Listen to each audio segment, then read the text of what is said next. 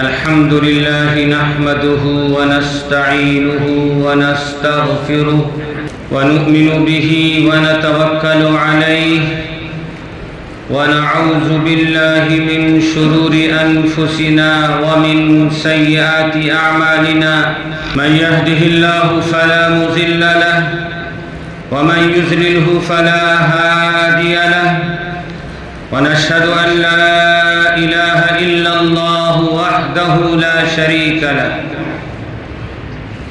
ونشهد أن محمدًا عبده ورسوله أما بعد أرسله بالحق بشيرا ونذيرا وداعيا إلى الله بإذنه وسراجا منيرا فأعوذ بالله من الشيطان الرجيم بسم الله الرحمن الرحيم ما كان محمد أبا أحد من رجالكم ولكن رسول الله وخاتم النبيين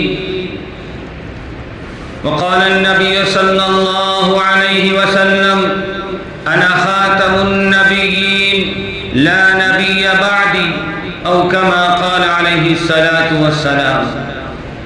برادران اسلام، بزرگان محترم، امت کے غیور نوجوانوں، تمام تر حمد و ثنا اور خوبیاں اس خالق و مالک کے لیے جس نے ہم سب کو ایمان کی عظیم ترین نعمت عطا فرمائی، اور لاکھوں کروڑ درود و سلام ہو امام الانبیاء خاتم الرسل جناب محمد الرسول اللہ صلی اللہ علیہ وسلم پر، جن کی محنت اور کاوشوں کے صدقے میں آج ہم سب مومن اور مسلمان ہیں. قرآن مجید کی ایک اہم ترین آیت سورہ احزاب کی تلاوت کی گئی، اور اسی مناسبت سے رسول پاک صلی اللہ علیہ وسلم کی حدیث کا ایک حصہ آپ کے سامنے پڑھا گیا. دیکھیے، حالات جب دنیا میں بدلتے ہیں اور جب کوئی نیا فتنہ سر اٹھاتا ہے تو اس کی سرکوبی کے لیے کوئی نہ کوئی جماعت ہوتی ہے، لوگ ہوتے ہیں جو اس کا دندہ شکن جواب دیتے ہیں. اور یہ آج کی کوئی نئی بات نہیں ہے. شہر بنگلور کے اندر ارتداد کی ہوا چلنے لگی. کچھ لوگ ایسے ہیں مرزائی لوگ جو یہاں بھی قدم رکھ چکے ہیں. اسی سلسلے میں انشاءاللہ ایک پروگرام بھی ہونے والا ہے جس کی اطلاع آپ کو دی جائے گی. ہم اسلامی تاریخ کے پس منظر میں بات کرتے ہیں کہ رسول اکرم صلی اللہ علیہ وسلم آپ آخری نبی ہیں،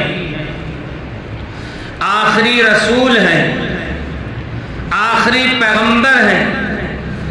آپ کے بعد کوئی نبی رسول نہ آیا ہے نہ قیامت تک آئے گا. یہ امت مسلمہ کا حتمی فیصلہ ہے اور عقیدہ. دلیل قرآن پاک کی یہ آیت. دراصل قرآن پاک کی اس آیت کا پس منظر ہم دیکھتے ہیں. اس آیت کو اللہ نے کیوں اور کب نازل کیا، اس کا شان نزول کیا ہے. اس آیت کے پس منظر کو جب ہم دیکھیں گے تو سمجھ میں آ جائے گی بات کہ رسول پاک صلی اللہ علیہ وسلم آپ اللہ کے آخری نبی ہیں، آخری رسول ہیں. تحفظ ختم نبوت یعنی نبوت کی حفاظت کرنا، اس کے ناموس کی، اس کے تقدس کی حفاظت کرنا پورے مسلمانوں پر لازم اور ضروری ہے. اور یہ کوئی نئی چیز نہیں ہے کہ ہندوستان کے اندر یا اور ملکوں کے اندر، پنجاب کے اندر کثرت کے ساتھ ارتداد کا ماحول شروع کیا گیا اور پھر اس کی شعاعیں، اس کی شاخیں بڑھتی رہی. رسول اکرم صلی اللہ علیہ وسلم حیات طیبہ میں آپ کے مسلمہ اسود انسی نے نبوت کا دعویٰ کر دیا اور اعلان کر دیا. رسول اکرم صلی اللہ علیہ وسلم کی حیات طیبہ میں رسول اکرم صلی اللہ علیہ وسلم کے بعد مسلمہ کذاب نے بھی نبوت کا دعویٰ کر دیا، اور جب رسول اکرم صلی اللہ علیہ وسلم وفات پائے تو مدینے کے اندر 2-3 مسئلے بڑے عجیب کھڑے ہو گئے۔ ان میں ایک مسئلہ ارتداد کا تھا، کچھ لوگ مرتد ہونے لگے، ایمان سے واپس ہونے لگے۔ سیدنا حضرت ابوبکر صدیق رضی اللہ تعالی عنہ پہاڑ بن کر کھڑے ہو گئے، پوری مضبوطی کے ساتھ کھڑے ہو جاتے ہیں اور ان لوگوں کا مقابلہ کرتے ہیں جن لوگوں نے ارتداد کی طرف رخ کیا تھا۔ چند مہینہ نہیں گزرا کہ کسی کی مجال نہ تھی مدینے کے اندر کی ارتداد کی طرف چلا جائے۔ یہ صدقہ ہے جناب ابوبکر صدیق رضی اللہ تعالی عنہ کا، وہ پہاڑ بن کر کھڑے ہو گئے اور اعلان فرما دیا، جو نبی پاک صلی اللہ علیہ وسلم کے زمانے میں ایمان رکھتا تھا آج اس کو ایمان پر رہنا، جو رسول پاک صلی اللہ علیہ وسلم کے زمانے میں اپنے مال کی زکوٰۃ، جانور کے رسی کی بھی زکوٰۃ ادا کرتا تھا، اگر وہ انکار کرتا ہے تب وہ اعلان جہاد کرتا ہے۔ آپ نے حکمت عملی اپنایا اور لوگوں کو ایمان پر جمنے کی دعوت دیا، ایمان پر استقامت کی دعوت دیا، اور ارتداد کا ماحول ختم۔ اللہ کے نبی جناب رسول اللہ صلی اللہ علیہ وسلم ارشاد فرمایا، سیکونون 30 کذابون، اللہ کے نبی فرما رہے ہیں کہ ان قریب 30 نبوت کے جھوٹے کذاب دعوے دار پیدا ہو گئے۔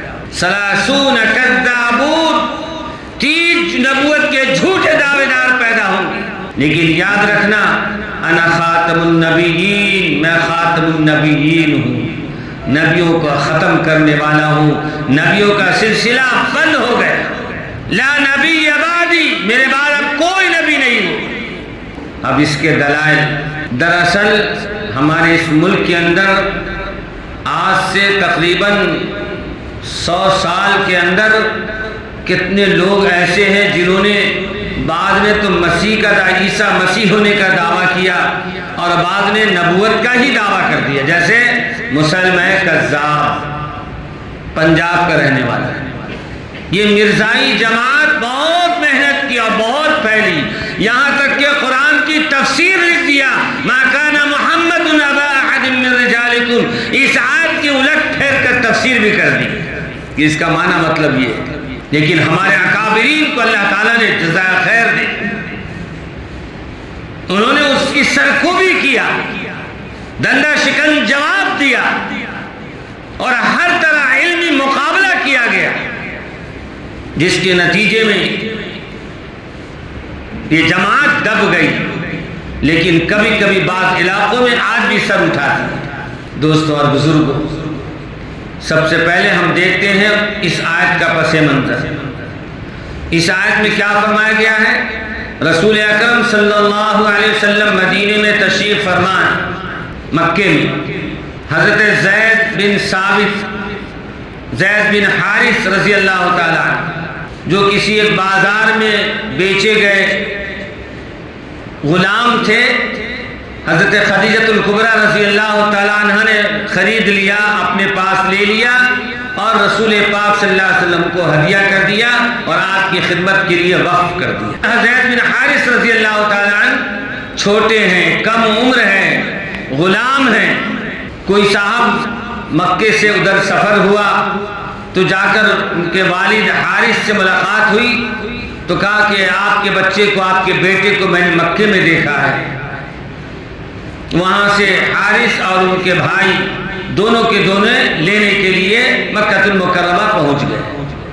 مکہ المکرمہ پہنچنے کے بعد معلوم کیا تو معلوم ہوا کہ رسول پاک صلی اللہ علیہ وسلم کے پاس زید آئے، اور آنے کے بعد اللہ کے نبی صلی اللہ علیہ وسلم سے کہا یہ میرا بیٹا ہے، میں اسے لینے کے لیے آیا۔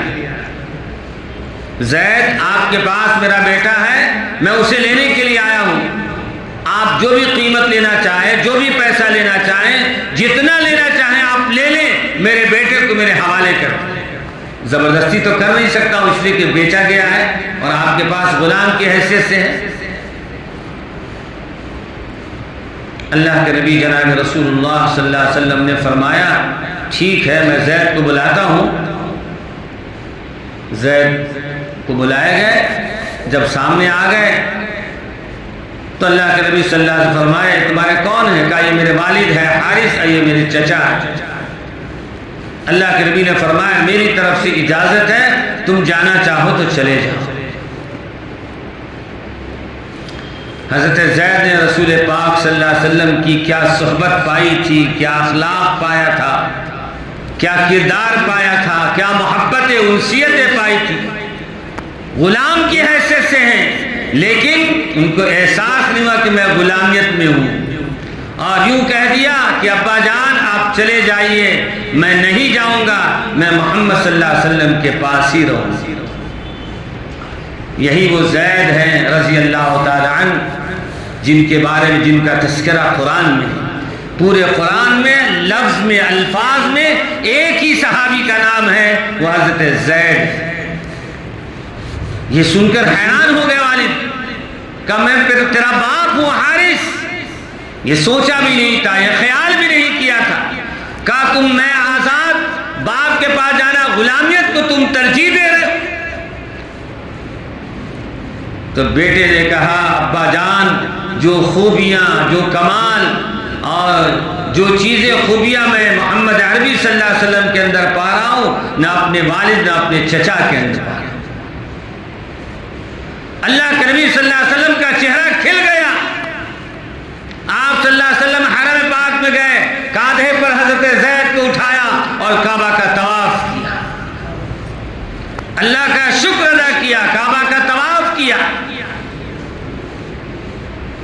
اور یہ دونوں کے دونوں واپس چلے گئے۔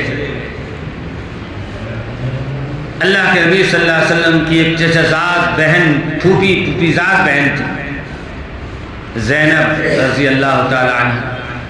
حضرت زید جب بڑے ہوئے تو ان سے نکاح کر دیا، پھوپھی زاد بہن سے نکاح کر دیا۔ اور عرب کے اندر ایک دستور تھا، جس دن یہ واقعہ پیش آیا اس دن سے محمد عربی صلی اللہ علیہ وسلم آپ نے فرمایا، اعلان فرمایا کہ زید آج سے میرا بیٹا ہے۔ عرب کے اندر ایک دستور تھا کہ لے پالک، جس کو اولاد نہیں ہوتی ہے، کوئی آدمی دیکھتے کسی کے اولاد کو لے لیتا ہے، وہ لے پالک بچہ ہوتا ہے تو اس کو عرب کے اندر اپنا بچہ جیسا اس کو درجہ دیا تھا اور باپ کے نسبت کے ساتھ اس کا نام لیا جاتا تھا۔ چنانچہ اس دن سے محمد بن زید بن حارث کے بجائے زید بن محمد کہلانے لگے۔ لوگوں نے زید بن محمد کہنا شروع کیا کہ زید محمد کا بیٹا ہے، حالانکہ بیٹا حارث کا تھا۔ نکاح کر دیا گیا۔ اللہ کے نبی صلی اللہ علیہ وسلم نے پھوپھی زاد بہن زینب سے نکاح کر دیا۔ تھوڑے دن کے بعد جو ہے حضرت زید نے آ کر کہا اللہ کے نبی صلی اللہ علیہ وسلم آپس میں دل نہیں مل رہا ہے اور میں ان کو الگ کرنا چاہتا ہوں، چھوڑ دینا چاہتا ہوں۔ انہوں نے چھوڑ دیا۔ اب حضرت زینب رضی اللہ تعالی عنہ کے دل پر کیا گزری ہوگی۔ اللہ کے نبی صلی اللہ علیہ وسلم کی پھوپھی زاد بہن ہے، اللہ کے نبی کو بہت زیادہ فکر ہوئی، ہونا بھی چاہیے۔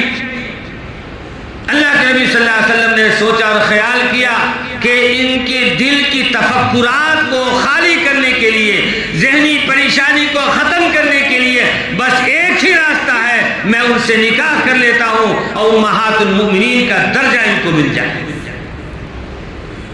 انبیاء کی بیوی جو ہے رسول پاک صلی اللہ علیہ وسلم کی ازواج مطہرات جو ہے امت کی ماں ہے، امہات المؤمنین ہیں۔ اتنا اعلیٰ مقام مل جائے گا، اتنا بڑا رتبہ اور درجہ مل جائے گا، پھر کسی کو نکتہ چینی کرنے کا موقع نہیں رہے۔ اب اللہ کے نبی صلی اللہ علیہ وسلم خیال ہی کر رہے ہیں، اللہ نے عرش پر کہا زوجتها،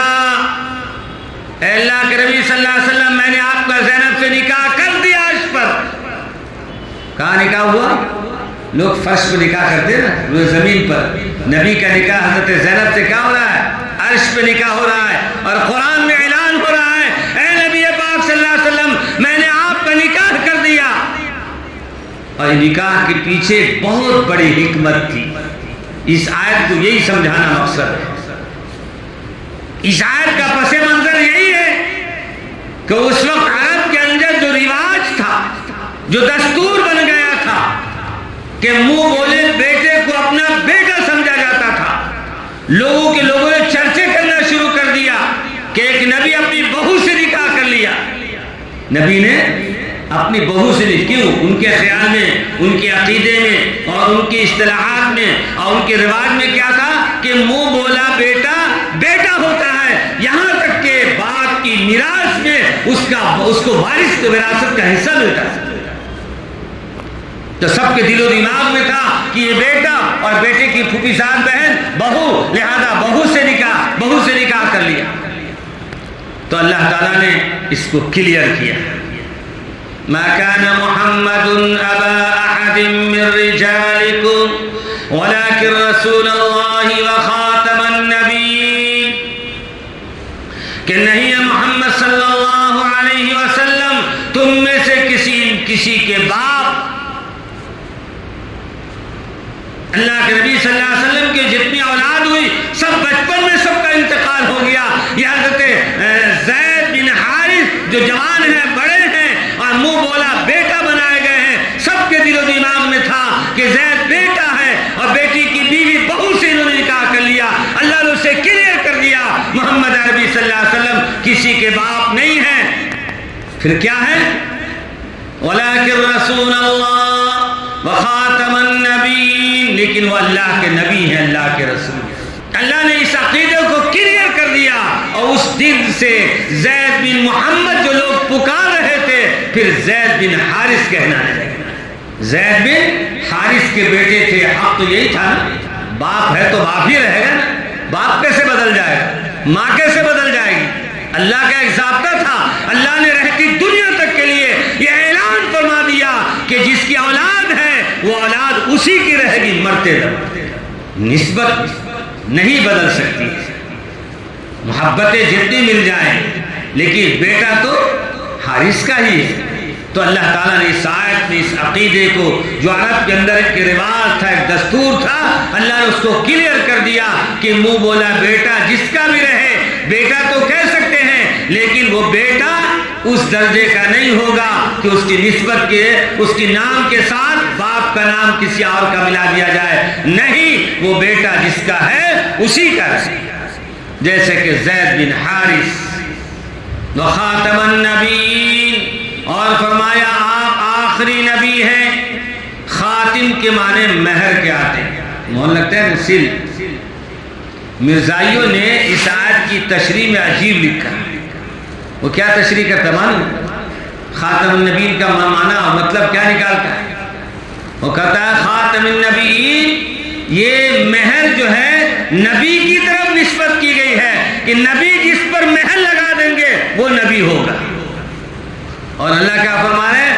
ہم نے مہر لگا دیا، آپ کے بعد کوئی نبی نہیں ہوگا، کوئی رسول نہیں آئے گا، کوئی شریعت نہیں آئے گی، کوئی کتاب نہیں آئے گی. آپ اللہ کے آخری نبی ہیں. انا خاتم النبیین لا نبی بعدی، آخری پیغمبر ہے، آخری نبی. مطلب الگ بدل دیا. اچھا، اگر تمہاری بات ہم تھوڑی دیر کے لیے مان لیتے کہ اس سے مراد یہ ہے کہ نبی جس کو مہر لگا دے وہ نبی کا درجہ پائے گا، تو نبی کی زبان سے تو خود اعلان ہوا لو کان بعدی نبی لکان عمر بن خطاب، کہ اگر میرے بعد کسی کو اللہ نبی بناتا تو عمر بن خطاب اس درجے کے مقام پائے ہوئے تھے صحابی، اللہ ان کو نبی بنا تھا، نہ جانے کہ تم جیسے مردود کو نبی بنا. امیر المؤمنین حضرت عمر بن خطاب رضی اللہ تعالیٰ عنہ جیسے صحابی کہ اللہ کے نبی فرما رہے ہیں کہ اگر میرے بعد کوئی نبی ہوتا تو عمر نبی ہوتا، تم مردود کہاں سے آگے نبی کا دعویٰ کرنے والے، لہذا تم جھوٹے ہو. سلاسون کذابون میں تم داخل. اللہ کے نبی نے فرمایا 30 جھوٹے نبوت کے دعوے دار پیدا ہوں گے، ان میں سے تو بھی ایک شخص ہے. یہ جھوٹا ہے، کذاب ہے، مردود ہے، اللہ کی لعنت اور پھٹکار تم پر برستی ہے۔ تو خاتم النبیین کی تفسیر میں اپنا مطلب نکال لیا۔ اچھا تھوڑی دیر کے لیے مان لیتے، اگر تمہاری بات مان لی جائے کہ نبی اس کا مطلب یہ کہ نبی جس کے لیے سل لگائیں گے وہ نبوت کا درجہ پائے گا، تو کیا تم ہی اس درجے کے لائق تھے؟ اللہ کے نبی جناب رسول اللہ صلی اللہ علیہ وسلم نے فرمایا حضرت ابوبکر صدیق رضی اللہ تعالیٰ عنہ کے بارے کہ فرمایا کہ میں پوری امت کا احسان کا بدلہ، تم سب کا احسان کا بدلہ ادا کر سکتا ہوں، لیکن ابوبکر کے احسان کا بدلہ ادا نہیں کر سکتا۔ جن کی محبتوں کا تذکرہ قرآن میں اللہ نے اعلان کیا کہ امت کا سب سے بڑا عظمت اور فضیلت کے اعتبار سے کوئی صحابی ہے تو حضرت ابوبکر صدیق رضی اللہ تعالیٰ عنہ ہے۔ حضرت ابوبکر صدیق رضی اللہ تعالیٰ اگر سل نبی کو لگانا تھا تو ابوبکر صدیق کے بارے میں سل لگاتے، خلفائے راشدین کے بارے میں سل لگاتے، نہ جانے کہ تم جیسے مردود کے بارے میں۔ لہذا تمہارا تفسیر اور تمہاری وضاحت جھوٹی ہے، غلط۔ میرے دوست بزرگوں، مزاحیوں کی چال کیا معلوم آپ؟ ایک بڑی عجیب حکمت ہے، ارتداد کا ماحول ہمارے ملک میں کثرت کے ساتھ پھیلتا جا رہا ہے۔ ان کی حالت یہ ہوتی ہے کہ قریوں میں جاتے ہیں، گاؤں میں جاتے ہیں، اور گاؤں میں جانے کے بعد اپنا قدم جماتے ہیں، مسلمان کی بیٹیوں سے نکاح کرتے ہیں، نکاح کراتے ہیں تاکہ ہمارا قدم وہاں جمے، وہاں کھڑے ہو کر اپنی مرزائیت کو پھیلائیں اور ارتداد کا ماحول گرم کریں، اس کے وہاں شادیاں کرتے، اس کے پیچھے پیسے خرچ کرتے۔ مسلمان بیچارے جو کچے پکے ہیں، جن کو نماز روزہ معلوم نہیں، رسالت معلوم نہیں، توحید معلوم نہیں، قرآن معلوم نہیں، پیسے کی لالچ میں آ جاتے ہیں اور ایمان کھو بیٹھتے، ایمان کھو بیٹھتے۔ الحمدللہ آج یہ جماعت کی برکت سے گلی گلی جا کر ایمان اور توحید کی دعوت دے کر ان کو مسجد تک آنے کا عادی بناتے ہیں تاکہ مسجد کے ماحول میں آئیں، اور مسجد کے ماحول میں آنے کے بعد ان کا ایمان تازہ ہو، ایمان پر جمنا ان کے لیے آسان۔ آج تو ہم اپنی دنیا میں صبح ہوتی ہے، شام ہوتی ہے، زندگی یوں ہی تمام ہوتی ہے۔ صبح جاتے ہیں، شام آتے ہیں، شام گئے، سوئے، صبح اٹھے، آفس گئے، کام پہ گئے، فیکٹری کاروبار میں گئے، ہو گئے زندگی۔ ہر مسلمان کے کاندھوں پر ایک ایک مسلمان کی ذمہ داری ہے، ناموس رسالت صلی اللہ علیہ وسلم کی حفاظت کرنا ہر مومن کی ذمہ داری، ہر مسلمانوں کی ذمہ داری۔ اس کے لیے کیا کرنا ہے؟ دو کام اہم کرنا ہے۔ ایک کام تو یہ کرنا ہے اپنے بال بچوں کے ایمان کی خبر گیری کرنی۔ ایسا نہیں کہ بچہ کمپنی میں جا رہا ہے، کام پہ جا رہا ہے، فیکٹری میں جا رہا ہے، کما کر لا کر دے رہا ہے، بس اسی سے مطلب ہے۔ وہاں ایک کمپنی میں جا کر عیسائی کے ساتھ، یہودی کے ساتھ، کس کے ساتھ بیٹھ رہا کوئی خبر نہیں ہے، اس کے ایمان پر ڈاکہ ڈالا جا رہا ہے، اور دھیرے دھیرے ظاہر میں مسلمان رہے گا، اندر سے ایمان نکل جائے، اندر سے ایمان نکل جائے۔ تو اپنے بال بچوں کی نگرانی کرنا، ایمان کی دیکھ بھال کرنا نہایت ضروری ہے۔ ان کے عقیدے کو جانتے رہنا، نبی کی محبت کو جانتے رہنا، قرآن کی محبت کو جانتے رہنا، اور ان کو بتاتے رہنا نماز کیا ہے، روزہ کیا ہے، حج کیا ہے، زکوٰۃ کیا ہے، رسالت کیا ہے، توحید کیا ہے، قرآن کیا ہے، مرنا کیا ہے، جینا کیا ہے، دنیا کیا ہے، آخرت کیا ہے، جنت کیا ہے، جہنم کیا ہے۔ اس ساری چیزوں کی اطلاع بتانا ماں باپ کی ذمہ داریوں میں سے ایک اہم ترین ذمہ داری ہے کہ اپنے بچوں کی ان سے آگاہ کریں اور خبردار ان کی معلومات کریں۔ اور دوسری چیز ہے، کبھی بھی کہیں پہ بھی اگر یہ بات معلوم ہو جائے اور لوگ آ کر اس طرح کی باتیں کریں تو ہمیں چوکنا ہونا چاہیے، ہوشیار ہونا چاہیے کہ نہیں، میں نے قرآن میں سنا ہے، حدیث میں سنا ہے کہ ہمارے نبی جناب رسول اللہ صلی اللہ علیہ وسلم آخری نبی ہے، آخری پیغمبر ہے۔ اب کوئی نبی نہیں آئے گا، کوئی رسول نہیں آئے گا، کوئی شریعت نہیں آئے گی، اور یہ دعویٰ کر رہا ہے، یہ جھوٹا ہے، جھوٹا۔ میرے دوست بزرگ، ہر مسلمان کی ذمہ داری ہے کہ اپنے ایمان کو بچانا اور اپنے اہل و عیال کو ایمان کو بچانا اور جہنم کی آگ سے بچانا ہمارے لیے ضروری ہے۔ یا ایھا الذین آمنوا، اے ایمان والے، قوا انفسکم واہلیکم نارا، اے ایمان والو، اپنے اہل عیال کو، اپنے آپ کو بھی جہنم کی آگ سے بچاؤ اور اپنے اہل عیال کو بھی جہنم کی آگ سے بچاؤ۔ آج تو ماحول اتنا بگڑتا جا رہا ہے کہ رشتہ دار کون ہیں پلٹ کر دیکھتے بھی نہیں، پلٹ کر دیکھتے بھی نہیں۔ دوست احباب کو اور ہم مجلس کو تو بلا لیتے ہیں، لیکن رشتہ داروں کو بس اوقات نظر انداز کر دیتے ہیں، جبکہ اللہ نے قرآن میں جگہ جگہ فرمایا کہ اپنے رشتہ داروں کا خیال کرو، اور قریب کے رشتہ دار ہوں یا دور کے رشتہ دار ہوں، بہرحال رشتہ داروں کا خیال کرو، اپنے پڑوسیوں کا خیال کرو۔ یہ آج ہمارے ماحول سے جن چیزوں کو، جن نعمتوں کو، جن انعامات کو ہمارے نبی صلی اللہ علیہ وسلم نے ہمارے حوالے کیا تھا، آج اسے ہم فراموش کرتے ہیں۔ بہرحال یہ ارتداد کا مسئلہ پھر سے جنم لے رہا ہے۔ ہر مسلمان کو چاہیے کہ اپنا رشتہ قرآن سے مضبوط کرے، قرآن سے مضبوط کرے۔ اسی لیے علماء بار بار چیخ چیخ کر آپ کو سناتے رہتے ہیں کہ اپنے بچوں کو دینی تعلیم ضرور دیجیے۔ ماحول خراب بد سے بدتر ہوتے چلے جا رہے ہیں۔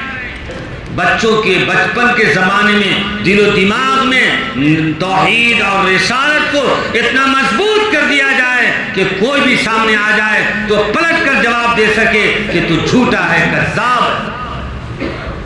اشہد ان لا الہ الا اللہ و اشہد ان محمد رسول اللہ، میں ایک نبی کی شہادت دیتا ہوں کہ آپ اللہ کے آخری نبی ہے، اب کوئی نبی نہیں ہے۔